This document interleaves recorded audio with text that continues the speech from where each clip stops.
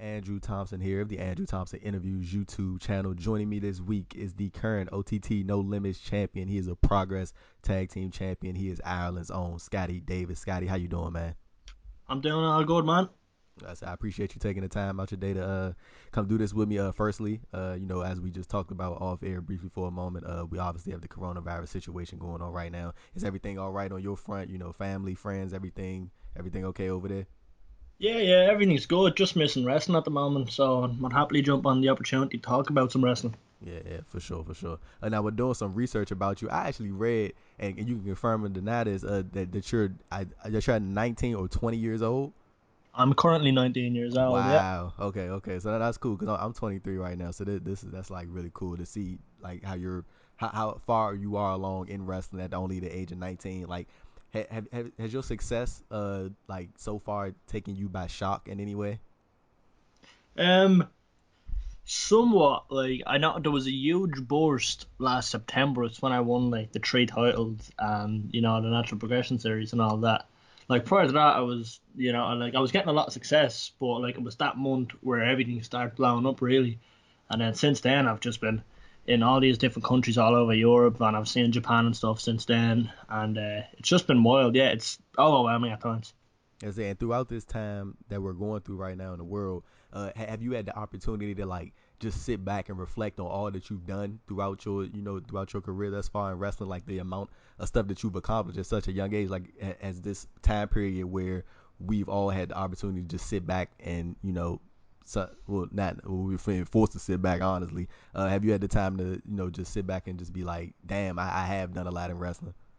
Yeah. Like I've always been a person to like focus on the positives of a negative situation. So with this whole situation, I kind of see it as a time where everybody can reflect and everybody can kind of think about who they are as a person and who they are going to be going forward and stuff. And I feel like coming out of this, a lot of people are going to be a lot more motivated and a lot more positive, not only about themselves but the business as a whole. And fans are going to be more eager to see more wrestling. So I feel like coming out of this, it's going to be great. But yeah, I've had a lot of time to reflect on everything, and I've been watching a whole lot of me matches back, and I'm just thinking of more moves, more sequences, more character development. I'm just wrestling on the brain. They said you mentioned the fans. I really think that's going to be like one of the major things coming out of this is that the fans Yeah. are going to be so amped up for every show, and I think that's going, because you guys feed off the fans, so I feel like Mm. it's going to be so crucial to seeing so many high level performances like from every single promotion, every single company, just because of the fans having to wait so long to see you guys in action. It's the same with us. Like we obviously feed off the trail of being in front of hundreds and thousands of people, and when you're doing that every week, twice, three times a week, when you don't have that anymore, you start to really miss it. And one of the main things I'm missing is just the trail of being in front of a crowd, and especially a Dublin crowd. I'm so excited just to get back in the ring and feed off their energy. Scotty, do you are you a fan of the empty arena shows? Like I know some wrestlers are like they can do it like with no question, but Yeah. they're just not fans of it because it's like you have those moments in the match like and we've even seen it just in the past couple of weeks. You have those moments during the match where you just have those dead silence moments, and it can Yeah. it can get a bit awkward, but then you have some wrestlers who are able to talk through that, like trash talk, just to add in some energy in the arena. Are you a fan of the empty arena matches, or like is that not Yeah. really your thing? Yeah, like obviously, like to me, wrestling, like fans are a huge part of it. But I done an empty arena show. It was the last show I done. It was a Wrestle Talk show, and when I was doing that, like beforehand, I was kind of thinking, this is gonna be a bit awkward. But then when I was out there, I just realized, I'm wrestling and I'm having fun, and I don't like, I didn't really, I didn't feel any pressure because there was no fans there, so I was actually more relaxed and more chilled, so I could focus on me selling and me movement a lot more. And actually, I feel like it benefited me in the ring, Right. which was it was like it felt strange at first, but like the second I was moving around the ring, I was like, this is like training, this is fine, this is grand. And then obviously looking at it, it's cool because you can focus on what people are doing in the ring a lot more. Like you're focused on the little things, the little movement, the footwork, all that little things. I think it draws attention to that more so. Yeah, one thing that I really like about this what I not necessarily like about the situation, but one thing that I've grown to see, like how it is sort of improved wrestling in a way, is that when I see, you know how when talents when foreign talents come out in front of U.S. based crowds, or you know their English is they're improving on their English, and usually when they go in front of these U.S. crowds, you know, they get the what chance and you know all that type of stuff. But when they go out in front of an empty arena, like the promo seems so much more smoother, and it's like it's less distraction for them. And that's one aspect of it that I've grown to really like about it. Is like, because I mean, at the end of the day, you know, people gonna come to the show and you know do what they please, but it's kind of nice seeing that the foreign talents don't have to go through that the what and the not being able to get through their promo because the crowd is basically shutting them down essentially. Yeah, yeah. Like I'm not someone who like religiously watch Raw all the time. I usually watch more so like late '90s, like mid 2000s. Like if I'm watching WWE, that's when I'd watch it, or else I'd be watching like some Japanese stuff Mm. here and there. But I watched Raw last week, and I seen it was so much more wrestling focused than anything else. I seen Apollo Crews and Aleister Black had a stormer, like 30 minutes, like Mm. of absolutely great wrestling, and then Humberto Carlos going out and having a stormer later, and like then everybody online is like, oh, that match was so good, that match was so good. But if it wasn't for the empty arenas, then they wouldn't have been given that platform. Yeah, So that's true. a lot of people are benefiting from it. So I'm happy to see that. Yeah, for sure. I agree with that. Just going into your in ring career here, I know you were a part of wXW 16 Carat Gold weekend. Just tell me about the energy there because I know it was crazy.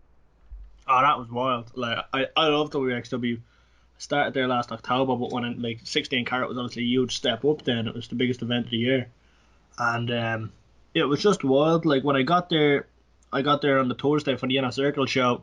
My flight was delayed by like 5 hours, so I only got in the door when the second match was on. Oh wow. And then I was told who I was wrestling. It was Shigehiro Irie, and I was so happy because I've been wanting to wrestle him for years. So when we go out and we have a sick match, and I loved it. And he was super happy about it. He's like one of the nicest people I've met in wrestling. And then day two happens, and um, night 16 carat night one then, and I think it was in a fatal four way, and that was just sick. I'm in there with people who are just really cool, but like the whole day as well. And there's like catering. There's all these people from like America, Japan, Canada, um, France, Germany, England, Ireland, and all these people from all around the world, like who never would have met each other. We're all in this one little area, and we're all just getting along great. And it's a great experience because then you're with them throughout the whole weekend. Then after the show, you're going for drinks and you're going for food with all these boys, and you make up these like relationships then, and it's really cool because then they're just people you're going to remember then going forward, and you'll see them in different countries, and then you already have that relationship there, and it's sick to meet so many people. Yeah. See. But Oh, you as you far you, as you the crowd continue. were, it was wild because there was a big section of Irish fans, and they were showing a lot of support for me, and I was like, oh, that's sick, and then I'd be pointing them out and I'm giving them a shout out to me match and stuff. But then all the German fans around them would be like, oh, they're cheering this guy, and then they'd be looking at me and they'd be like, oh fuck yeah, this is happening, this is happening. And the reaction just kept bigger and bigger, and then by the last night, Carrot, the support was ridiculous. Like I came in as a surprise, and people lost their shit, and I was like, yeah, here we go, this is how they've built me, and this is sick. I was really happy with it. Yeah, see what it sounds like you're describing to me, it just sounds like a really good vibe overall. Like I think that's some of the best environments in wrestling when you have a bunch of people that can come together and everybody click and get along. It ain't necessarily saying like everybody got to be buddy buddy, but like it's a common respect there and everybody's good. And I think that translates to when people go out into the ring because if it's positive backstage, you definitely gonna go out there and you want to go you're gonna want to go show out in the ring. And then I'm pretty sure the reception was probably positive when you guys came back to the backstage area. Yeah, every time people just because the whole roster were backstage watching on the monitors. There was a couple of monitors backstage, Oh, and the that's whole cool. roster watching. And you come back and everybody be like, "Ah, sick match! I like this, I like this, I like this," and you get feedback from so much different people from so much different backgrounds, and it's a great learning experience too. Like probably my favorite thing from that weekend was the Ambition show because obviously it's like more shoot orientated wrestling, and that's my bread and butter. And I'm in there with Mike Bailey, He was a Taekwondo lad, which is, you know, a completely different style to my freestyle wrestling. And then, you know, we just meshed really well, and it was a great clash of styles.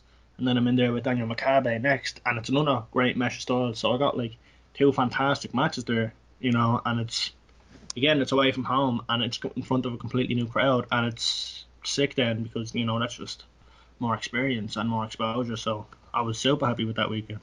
And I mentioned earlier that you're a Progress Tag Team Champion with NXT UK's slash WWE's Jordan Devlin, Yeah. who's the interim Cruiserweight champion right now. Just speak about you guys as running tag team champions in Progress and the chemistry that you've been able to develop over the time that you've been a team.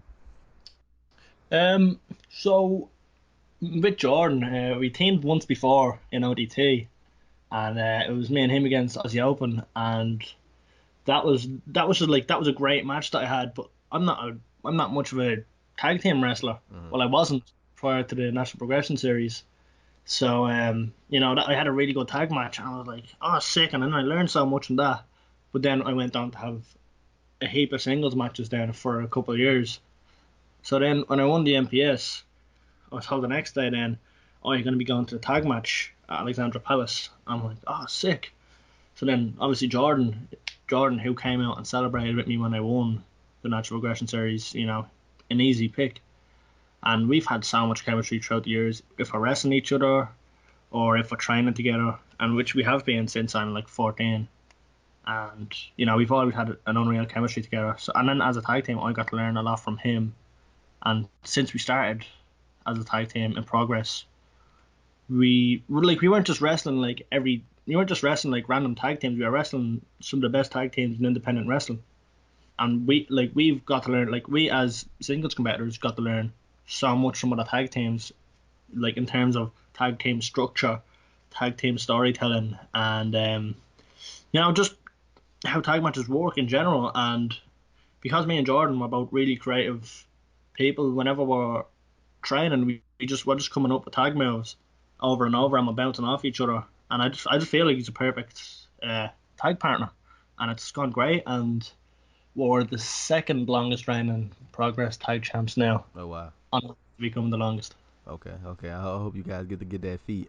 Specifically speaking about the NXT UK brand, I've spoken to a number of wrestlers that are overseas, and you know they've had their respective opinions about the brand and what it has done to the UK scene.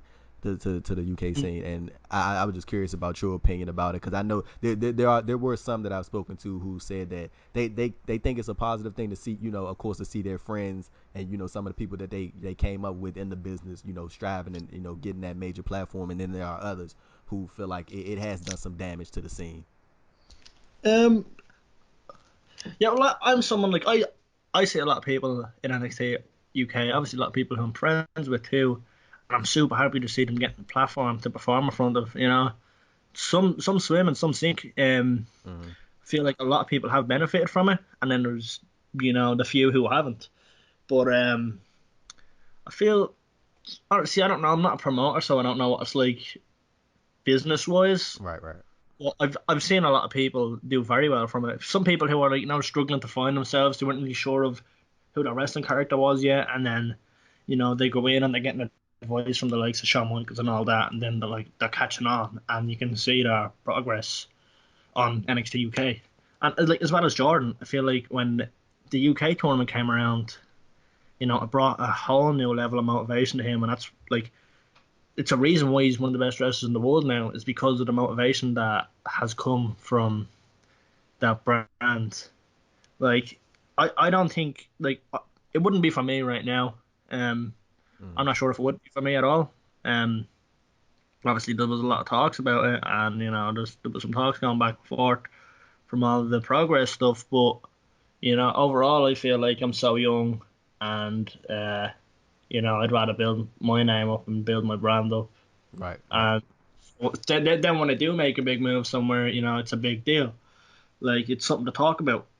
But in terms of the people who have signed, in terms of people who are currently, you know, training away and doing the shows, you know, I'm happy for a lot of them. But then obviously, if there's some that's frustrated, I just say, you know, go with your gut and, you know, speak out about what you feel you're worth, pretty much, because that's a lot of the problem with the lads who are suffering is they're not speaking up. They're not pushing themselves that bit more forward. But overall, I feel like it's been beneficial to a lot of people. Yeah, now I interviewed Session Martina a few months ago, and she Mm. said the same thing. They offered her a deal to go to NXT UK, and Yeah, she essentially said the same thing you said. She said it just wasn't for her.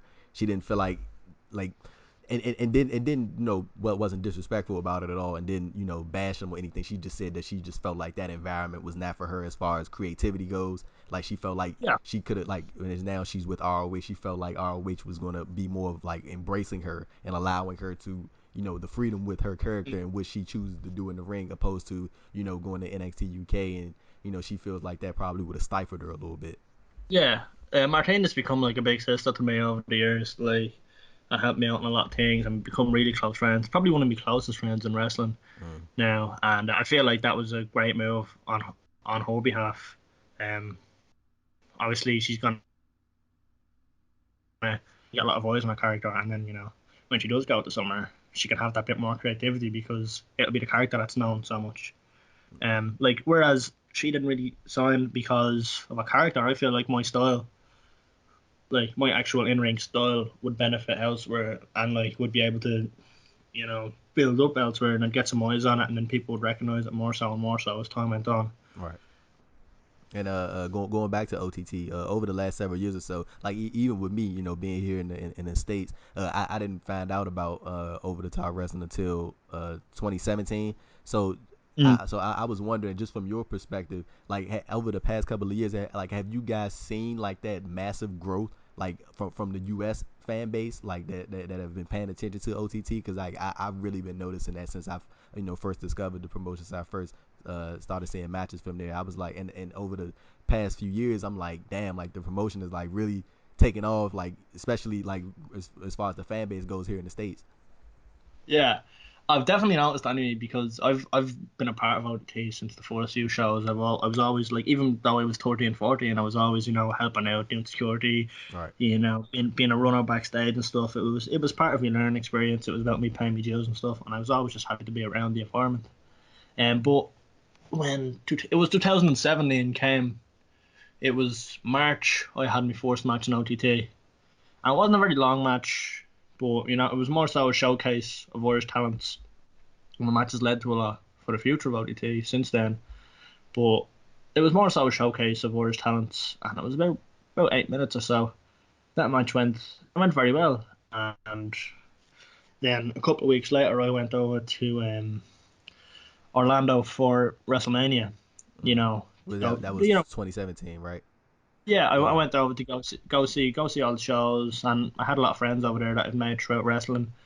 And yeah, I went over there, and as I was going to wrestling shows, there was people noticing me. And I was only six. Yeah, I was 16 at the time. I was only 16 at the time, and I'm in Orlando. 16-year-old Irish lad getting noticed from his wrestling matches in OTT, and I had only had one at this point. And I was like, shit, this is such a big deal. I didn't even know how much worldwide attention, OTT has gotten. And that was just the one show. And it proved to me that people were watching it the second I got out of VOD. And I was like, yeah, this is sick. Like, this is really cool. Even in airports and stuff, noticed me. And I'm like, yeah, like, OTT is a big deal. And prior to the pandemic going on, I know you were getting ready to, defend the No Limits title against at ScrapperMania 6 against Omari. I can only imagine, just how, the disappointing feeling of going into one of OTT's biggest show of the year, if not their biggest show of the year, and suddenly having that event, just shut down or postponed. Yeah, like ScrapperMania is always like the highlight of my year, pretty much. Like of me wrestling year, like last year I got to wrestle Jushin Thunder Liger there. Yeah. But yeah, I was so looking forward to this match because me and Romari have so much chemistry, and I feel like there was a really good build going into it. People weren't really sure what way it was gonna go, and there was a lot of excitement going into our match. And seeing people online saying that it was the match they were looking forward to most.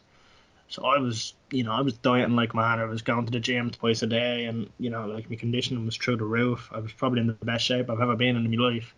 And then 3 days before the event, I get the call being like, oh no, it was actually the it was the government had issued that Yeah. no events over 500 people and all that.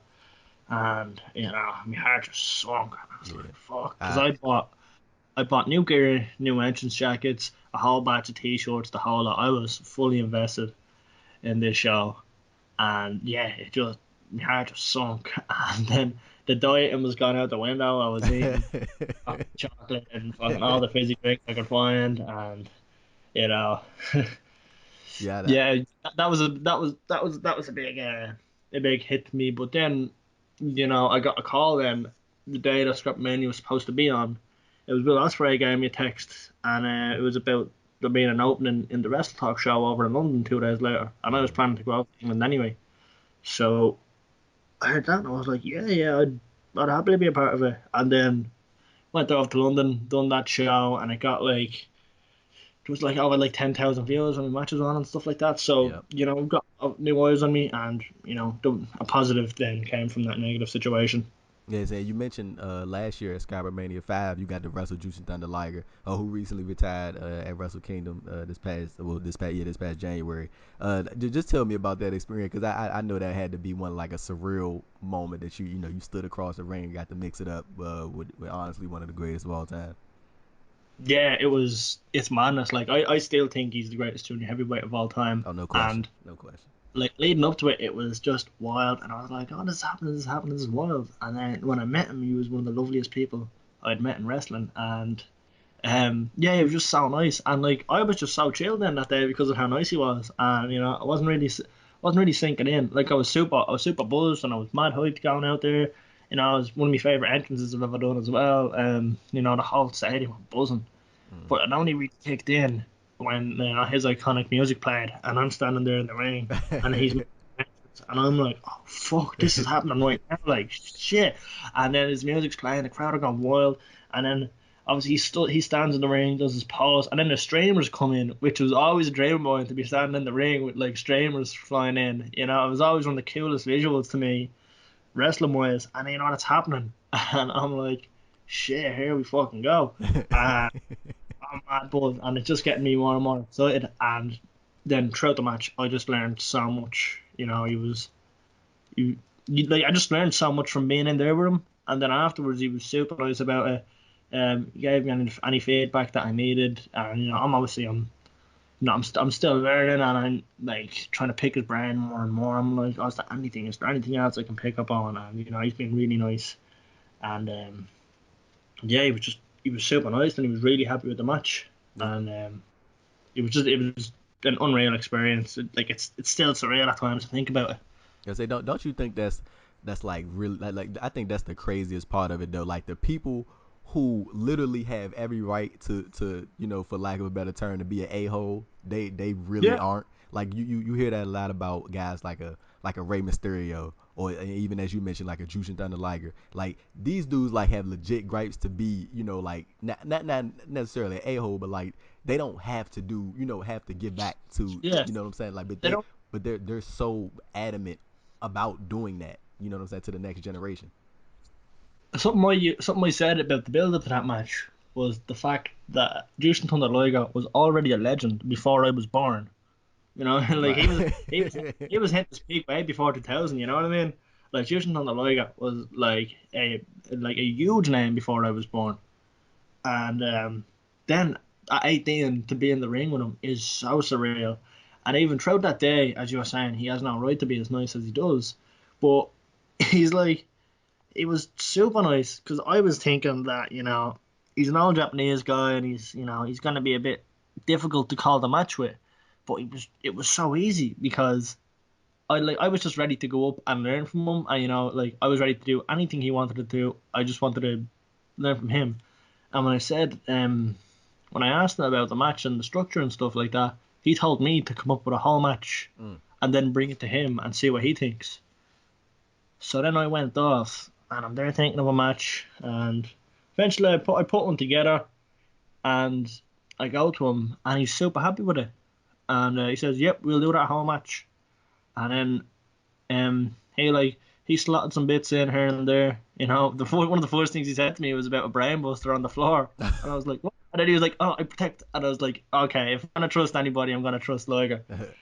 And now, obviously, it went perfectly. But yeah, he was so nice, and obviously, I won the match, and it's a testament to how nice he is. Right. And going back to the situation we're in right now in the midst of all this, I know we were getting closer to the Super Strong Style 16 tournament. I don't know if you were announced for that or not, but I'd imagine that you were going to be in it. And one thing, when I saw that they announced that, and I had found out that you were in, Jordan and Devlin were the tag team champions, I was like, oh, this is the perfect thing right here to have both of you guys on opposite sides of the brackets meet up in the finals, and then that's when we do it. The tag team champions going head to head for Yeah, the tournament. I think that was just like something that's like fantasy booking, fan booking. I think that was just like a ready made scenario right there. Like when if they were to announce you and have you two guys on the opposite end of the brackets. yeah, I'd be super happy with that because, like as I said, like me and Jordan have so much history. I got my first ever victory in pro wrestling against Jordan on my 16th birthday. Um, Mm. and then I had my first match in Fight Club Pro with Jordan. And then I had probably my favourite match ever against Jordan on an OTT Belfast show. And I think it's free on YouTube, and a really cool there's a really cool highlight video of it by Crooked Gentleman, and it's one, like, if ever I'm not feeling motivated about wrestling, I'll watch that back again, and I'm like, right, that's a shit, this is what I do, like, that's my job, this is the coolest thing ever. And I love it. So me and Jordan have so much chemistry, so if it did come down to me and him at Super Strong Style, I just know it would have, like, it would have stalled the show. I just know it would have been the barn burner, and I would have just elevated me to another huge level in England. Right. And then we kind of saw like a similar type of storyline with Jordan Devlin and David Starr, I believe, like when they were doing the whole Mm. thing with Walter. Like I think that was like a similar thing, but I think it would have hit so much different with you guys, seeing as how your history together and you being the current tag team champions in progress, and what that would have meant for the tag team title situation. And I think it would have been like so many like just outline factors, like positive factors that would have Yeah, that would have came out of that if that were the case. yeah, yeah. Like I'd happily work with Jordan any day of the week, and with the dynamic of being tag team champions, it's only gonna build to it that bit more. Right. Scotty, were you planning on heading down to Tampa this year? Yeah, yeah, I was. Speaking of Mania, did you get the chance to see like any of the cinematic matches that they did on their show? It's obviously been done in the past, as we all know. But do you think that wrestling is like going to be heading in this kind of direction now? Not even just in major companies, but on the independent scene as well. Do you think this is like the type of thing that think that seeing as how the situation we're in right now, you think that this is going to be the kind of thing that we're going to see often when crowds are allowed to come back to see you guys perform? Um, I don't know. See, I don't mind. Like, I wasn't a fan of the Firefly Funhouse one, but I was a big fan of the Boneyard match, mainly because The physicality. Undertaker, he's past his prime, but it still made him look, super badass, and it still felt like a competition. There was a Right. story being told, and it was pretty cool. I think the time that we're in kind of called for it. It's necessary in said situation, but I wouldn't really see much companies, staying Mm-hmm. in that direction, especially after the whole pandemic slows down, and a lot of independent companies, wouldn't really have the budget for it. And I feel like OTT would, Mm-hmm. not so much the budget, but like the Like the settings and stuff like that. To yeah, yeah, and the good editors, and okay. the production Yeah. stuff, pretty much. Like I'm not sure that much independent promotions would have that level of production, but yeah, I don't know. Like time will tell. But no, I'm more of a traditionalist when it comes to wrestling. I just two lads in a ring having a fight, and that's what I like to see. To be honest. Yeah, I kind of agree with you on that, honestly. I'm a traditional guy here too. Just lastly, Scotty, whenever things do fall back into motion, what are some things that you're hoping to accomplish in wrestling? One thing that I really would like to honestly see you in is the best of the Super Juniors in New Japan. Like I would really like to see you over there and competing in that tournament whenever it happens. I think it's supposed to start next month, but I think New Japan, they canceled all their shows until like May 2nd, so I don't really know what's going on there. But like, would that be something you'd be interested in when the pandemic slows down? Yeah, absolutely. I feel like the Best of Super Juniors would be a perfect place to showcase my style. You know, everything I've learned from 12 years of freestyle wrestling to the 6 years of pro wrestling. I feel like that'd be kind of the perfect platform to show the world. Right, here I am. Here's what I'm made of. And obviously, there's so much great talent in that division too that I'd have a lot of great partners to bounce off of. Other than that, I'd say my goals for the near future would be wrestle around a lot more countries I haven't been in. A lot, like obviously with the whole WrestleMania week and Yeah. wrestling, I've missed out on wrestling in America, but that's still a huge goal, and it was one of the huge goals I have gone into 2020 was wrestling in America, and I'm I'm adamant on getting that done this year or early next year if it comes to it. But wrestling in America and wrestling in Japan are my two main goals at the moment. Yeah, I definitely think that's gonna happen for you, Scotty. No question. Again, man, I do want to thank you for your time. I appreciate you taking the time out your day to come do this with me. Oh, Anything, man. anything you want to plug, merchandise, social medias, the floor is yours. Yeah, I've set up a big cartel recently, so if anybody's interested in buying some merchandise, scottydavis.bigcartel.com. My Instagram is ScottyD353 and my Twitter is Scotty Davis SSM. And yeah, that's just social media there. I'd say if you want to see some of my best work, then definitely, search her up on YouTube or else subscribe to OTT On Demand, where my best work definitely is. And obviously, Progress On Demand too. I've done some great work there, and wXW now to catch all the work I've done at 16 Carat Gold and the Ambition so tournaments. Yeah, Yeah, and Scotty's Twitter, Instagram, and merchandise link will be in the description of this video. Anybody go check his stuff out. Go support him. We all about the youth, Scotty. We taking over, man. So yeah, right. we taking over, man. So yeah, again, Scotty, again, thank you again for taking the time, and have a good day, man. You too, lad. All the best.